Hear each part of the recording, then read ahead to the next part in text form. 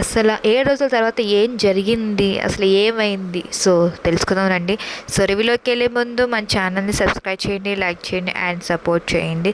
So identity trailer అయితే release చేశారండి. అదే అండి, అసలు 7 రోజుల తర్వాత ఏం జరిగింది, త్రిష గారు అసలు గుర్తుపట్టారు ఆ మనిషిని అయితే. సో గుర్తుపట్టారు ఆ మనిషిని. సో త్రిష గారు అయితే ఒక స్కెచ్ అయితే గీపిస్తున్నారు మన తొమినా థామస్ గారు. సో హీరోయిన్ మన తొమినా థామస్ గారు. సో ఆ స్కెచ్ అయితే మనకి వివరంగా అయితే రిలీజ్ చేయలేదు అసలు ఎవరు ఫోటో అనేది మాత్రం. సో ఒక అమ్మాయిది అయితే తెలుస్తుంది, పైన పైన పైన అవుట్లైన్స్ మాత్రం కనిపిస్తే మాత్రం అది అమ్మాయిలానే ఉంది స్కెచ్ అయితే. స్కెచ్ గీసేది మన తొమినా థామస్ గారు. అసలు దేని గురించి, ఏదైనా కేసుకి సంబంధించిన మాత్రం మన మూవీలోనే తెలుస్తుంది. సో దీంట్లో chasing, emotionals and actions sequence చాలా ఉన్నాయండి.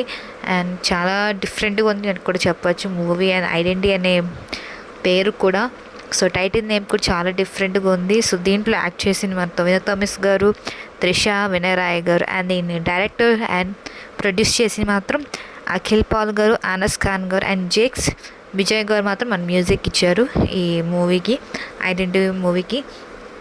సో ఈ మంత్ అయితే రిలీజ్ అవబోతుంది మన ఐడెంటిటీ. సో చూడాలి ఎలా ఉంటుందో. సో చాలా బాగుంది ట్రైలరే చూస్తుంటే, యాక్షన్, ఫుల్ ఆఫ్ యాక్షన్ అని చెప్పచ్చు. సో మిస్ అవ్వకండి. సో ఈ మంత్ అయితే రిలీజ్ అవబోతుంది. సో ఇది నా రివ్యూ అండి. మీకేమనిపించిందో మీ కామెంట్ బాక్స్లో చెప్పండి. సో ఇది నా రివ్యూ. Take care, bye.